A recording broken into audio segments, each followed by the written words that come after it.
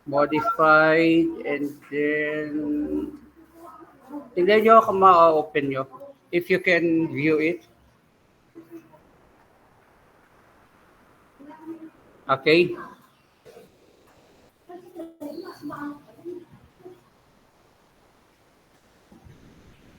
Okay, class. So I'm going to dismiss you now. Just continue working on the questionnaires that the reporters gave you, and then send it to our whatever in Google Classroom, uh, o do sa folder, sa Drive folder na sabi ni Samuel. And then for the meantime, I'm just going to dismiss you. So we're going to continue our discussion next meeting. Okay? So God bless you. Always stay safe. And then happy weekend, and God have a blessed Sunday. Okay, class. God bless you. Thank you, sir. Thank you po, sir. You're welcome. Sir. Thank you po. Sige, class. Thank you. Thank you po, sir. You're welcome. Thank you, sir.